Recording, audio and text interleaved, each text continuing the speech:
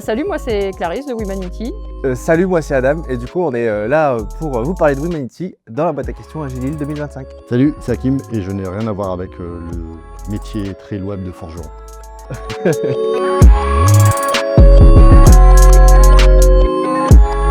Alors Clarisse, est-ce que tu peux nous parler rapidement de Womanity?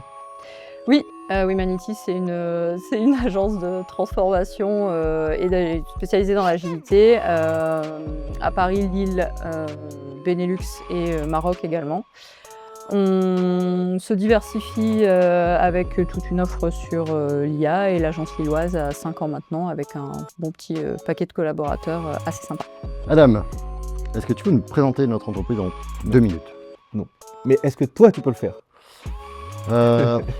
Alors, si je devais résumer finalement qu'est-ce que c'est que Womanity, je commencerai d'abord par parler du fait que c'est finalement un rendez-vous entre des personnes au sein de... Bref, allez, plus sérieusement, Womanity, c'est une agence lilloise, pas que, on est aussi présent sur Paris, Benelux et également au Maroc. À Lille, ça fait un peu plus de 5 ans qu'on est là. Nous, ce qui nous anime, c'est la transformation digitale. L'esprit d'entreprise, d'entrepreneuriat. Aujourd'hui, on a un sujet qui arrive autour aussi de l'IA, donc voilà, ça commence à arriver aussi chez nous. Voilà, on aime pas mal manger quand même, on a pris du poids quand même depuis notre arrivée. Et on s'éclate dans tout ce qu'on fait et on est un petit peu pas comme les autres. Après, si je peux rajouter un truc, on est très proche, il a sa main derrière moi, là j'ai un peu peur. Mais ça, si je te demande c'est quoi Neuragile pour toi? Neuragile, c'est une grande fête avec plein de gens qui ont envie de se retrouver et de parler d'agilité. Effectivement, c'est du réseau, etc. Mais c'est d'avoir une passion. C'est des gens qui ont envie de découvrir, qui ont envie de se challenger, qui sont super curieux. Voilà, c'est un moyen de ne pas être en mission pendant 2 jours. Aussi, c'est un moyen d'aller parler des copains, entendre parler des copains, de parler aussi entendre parler des personnes très très inspirantes. Voilà, des chouettes souvenirs à ce sujet. J'allais dire, ça me paraissait bizarre parce que tu étais beaucoup trop sérieux sur le début du discours et puis après, t'as vrai fait. Ouais, c'est double effet qui se passe, exactement. Alors attention, dans cette question, mon compte triple, singularité. Qu'est-ce qui fait, à tes yeux, la singularité sur Womanity? L'effort qu'on met à recruter des gens qui nous correspondent, à l'ADN de la boîte, qui ont un vrai esprit entrepreneur et transfo de base. On a un vrai bassin de gens qui s'apprécient, qui aiment passer du temps ensemble, qui aiment beaucoup partager leurs connaissances aussi. Donc je pense que notre singularité, elle vient des profils et des personnes qu'on a en interne. On continue, est-ce que tu as une histoire à nous raconter avec ta rencontre avec l'agilité? Non mais en vrai c'est une grosse blague. On m'avait proposé un jour de démarrer un rôle de mission Scrum Master. Ce que j'ai découvert c'était pas du tout ce qu'on m'avait vendu. Du coup c'est un peu le double effet qui se cool, c'est que j'aime bien les qui se cool. C'est pour ça que j'avais pas mangé d'ailleurs. Ça existe encore d'ailleurs? Ouais. Ah merci. On nous dit là-bas. Et donc finalement, c'est une très bonne surprise au final. Les Kiss Cool ou le Scrum Mastering? Alors, c'est quoi Neuragile pour toi? Pour moi, c'est une occasion de mettre en lumière l'agilité, de continuer à la présenter, à embarquer des entreprises, à mobiliser les gens autour des nouvelles façons de travailler. Ça permet de rester dans un bassin de gens qui ont cette envie de continuer à pas rester dans des acquis et à pas voir l'entreprise un peu à l'ancienne de manière permanente. C'est un moyen d'entretenir aussi son réseau, de continuer à côtoyer des gens parfois qu'on ne retrouve que sur le salon une fois par an. Et pour nous, en tant que boîte, ça nous permet aussi de recruter, de voir un peu ce qui se fait de nouveau et d'être en contact avec toute la partie aussi plus scolaire et plus université. Voilà, on a le profil étudiant assez souvent aussi sur ce salon. Effectivement, et je rajouterais, on se retrouve entre nous, des gens qui sont animés par la même passion sur l'agilité, sur découvrir des nouvelles choses. Et c'est pour ça que, pour moi, Neuragile, c'est hyper cool. Alors cette année, on est sponsor. Ça te fait quoi? Bah franchement, c'est cool. Parce que en tant que sponsor, ça te fait quoi? Ouh, ça te fait quoi? Chaud. Ça me fait des petits chatous. Non, mais en fait, ce qui est cool, c'est qu'on a commencé à regarder des confs. Les keynotes, tous plus inspirantes les unes que les autres. Ensuite, on est arrivé sponsor et du coup, c'est vrai que ça permet de mieux se faire connaître. Il y a plein de gens qui viennent nous voir, on discute, on crée du réseau. Franchement, c'est cool. Et du coup, là, ce qui est cool, c'est qu'on a même des coopérateurs qui vont faire des conférences de chez Uma. Donc ça, vraiment, c'est cool. On continue à s'impliquer de plus en plus dans le monde de l'agilité. Donc voilà. Oui. C'est quoi l'histoire de votre rencontre avec l'agilité?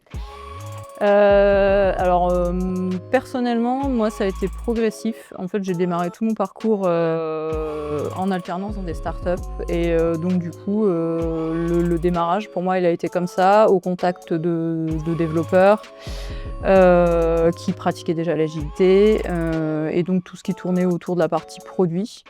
Le bassin des startups fait qu'on trempe souvent dans les salons, dans les rencontres agiles et donc on a démarré la participation avec l'Agile Lille comme ça. Et après, en rentrant chez Wemanity, en étant sponsor et partenaire, ça a continué à se perpétuer comme ça. Est-ce que tu as un bon souvenir, voire ton meilleur souvenir avec Agile Lille? J'en connais un, mais je veux pas spoil. Non, en vrai, tous les ans. Tous les ans, je disais tout à l'heure, il y a des personnes super inspirantes, des vraies découvertes. Mais voilà, la venue de Jürgen, l'intervention de Nicolas Tondeur. Voilà, tous les ans, je trouve qu'il y a vraiment des choses à retenir, et d'autant qu'en plus, le fait d'y retourner, ça fait un peu une piqûre de rappel. C'est comme les vaccins, on y retourne. Désolé, j'ai rien contre les anti-vax, mais tous les ans, en fait, le fait d'y retourner, ça te permet de refaire une piqûre de rappel sur les trucs, et ça fait du bien aussi d'y retourner, ça fait une bouffée d'air, ça va dire frais. Puis on a rencontré des gens qui, au final, sont devenus nos collègues. Oui, carrément. On peut vraiment bouffer l'air frais. Tu veux un qui se coule ou pas? Je fais de la gueule, c'est ça? 3e année que vous êtes sponsor de l'Agile Lille, ça te fait quoi? Je pense que ça renforce notre côté convaincu dans notre idée de base des transfos et des nouvelles façons de travailler. Ça nous crée plus de proximité avec l'organisation, avec le salon. On commence un peu à avoir nos habitudes finalement quelque part. C'est toujours le même plaisir finalement d'y aller et de découvrir les nouvelles confs. On prend plaisir aussi à retrouver certains participants et certains types d'ateliers, notamment sur toute la partie gaming, serious game, etc. Et on a aussi une empreinte un peu plus forte parce que cette année, par exemple, on a des coopérateurs chez Wima qui sont eux-mêmes membres de l'organisation Agile Lille ou bénévoles. Et en fait, ça nous permet un peu, au fur et à mesure, de faire se rencontrer encore plus les deux mondes entre nous et le cercle Agile lillois. Après, on est pas peu fiers parce qu'on a commencé à regarder les confs. Ensuite, on a évolué en étant sponsor de l'Agile Lille, et cette année en World Premiere, on annonce, on a quelques confs qui seront faits par des coopérateurs de chez Wima, donc on est plutôt fiers. En parlant de rapprochement, est-ce que tu préfères être agile ou faire de l'agile? Dès qu'on me pose cette question, je dis je préfère être en vacances parce que le soleil. D'accord. Moi je dirais être agile parce que ça inclut aussi le fait de dire que l'agilité, c'est peut-être pas la meilleure réponse à ce moment-là. Et donc c'est aussi accepter de dire que c'est pas la réponse à tout et que parfois on est hors jeu. Dis-moi Clarisse, c'était quoi ton meilleur souvenir à l'Agile Lille? Mon meilleur souvenir à l'Agile Lille, ça reste et ça restera tout le temps les ateliers sur le gaming. J'aime beaucoup jouer, j'aime beaucoup faire des jeux de plateau et c'est toujours l'atelier sur lequel je rencontre les profils les plus intéressants, les gens les plus curieux et là où il y a la plus grosse diversité. Et en fait, le fait de jouer, les gens sont vachement plus loquaces, ils s'ouvrent plus. Ça donne plein de tips pour de la facilitation, ça donne plein de tips pour amener des gens qui sont potentiellement un peu plus fermés. Je pense par exemple à mon métier ou aux parties prenantes avec lesquelles je bosse. Vraiment à comprendre l'intérêt de fonctionner comme ça et de changer un peu ses méthodes de travail. Donc pour moi, ça reste mes meilleurs souvenirs. C'est cool. Moi, mon meilleur souvenir, je vais pas être très original, mais pareil, c'était une conf de Nicolas Tondeur sur hacker les jeux de société et du coup toute cette gamification. Et c'est vrai que c'est ce qui m'a mis un pied à l'étrier dans tout ce qui est facilitation, tout ce qui est aller chercher un peu plus loin et sortir du cadre pour justement se recentrer sur de l'agilité. Donc ouais, je partage. Qu'est-ce qui fait la singularité de Wemanity à tes yeux? Ah ouais, c'est vrai, les moustaches, ça marche bien. Ouais, c'est vrai qu'on porte vachement bien la moustache chez Wima. Et toi, t'en as deux en plus. Alors, c'est pas une moustache en fait, c'est des sourcils. Ah, d'accord, ok. C'est important de préciser quand même. D'ailleurs, j'ai rendez-vous tout à l'heure pour l'épilation après. Il ne faut pas qu'on traîne de trop. On est tous originaux à notre manière. Pas mal. Mais c'est notre point commun. C'est vrai, c'est un peu le paradoxe. Donc voilà, on s'éclate bien, on se marre bien. Je crois qu'un critère de recrutement, c'est l'humour pas ouf.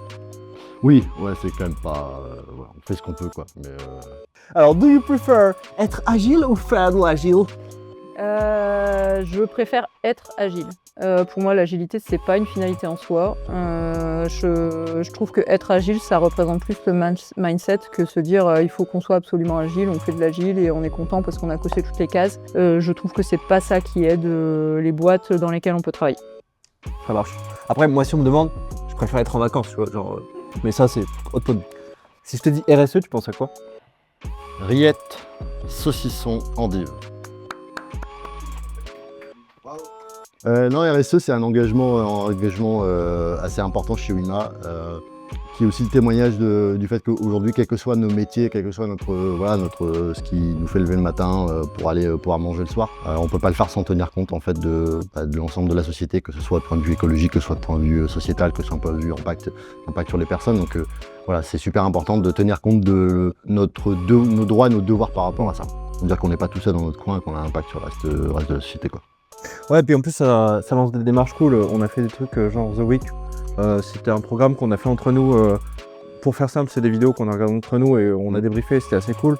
On a essayé de mettre en place des démarches entre nous et puis ça nous rapproche sur d'autres points entre collègues sur lesquels on n'aurait pas pensé. Donc, ouais, mais une fois j'ai fait du mécénat et c'était génial de pouvoir parler de facilitation dans une structure qui n'était pas du tout dans l'IT en fait. Et là on se rend compte que c'est des gens. Et en fait nous on travaille avec des gens qui sont ça dans l'IT, mais ça marche aussi avec des personnes qui sont en dehors de ça. Donc voilà, ça permet de remettre les choses dans leur contexte en 2025.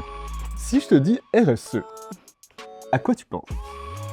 Le morceau un peu oublié, je pense, dans les entreprises, ça vient souvent en bout de chaîne ou parce que c'est mandatory, parce qu'on n'a pas le choix, etc. Je pense que beaucoup de structures ont encore du mal à le voir comme une opportunité de faire les choses mieux ou de manière un petit peu plus intelligente. Nous, on a pas mal d'engagement chez Womanity là-dessus, que ce soit sur l'humain, sur l'écologie, sur tout ce qui est Green IT, et on soutient aussi aux associations et voilà, on a tout un programme autour de ça. C'est un sujet compliqué aussi, je pense, à animer dans les entreprises parce que c'est pas là où elles mettent en général le plus de budget comme sur la partie change. Pour moi, le RSE, c'est une boîte qui met en place du télétravail pour réduire l'empreinte carbone et c'est à ce moment-là que tu te rends compte que ton chat, en fait, c'est un collègue envahissant, quoi. Un dernier mot, Jean-Pierre. Ciboulettes.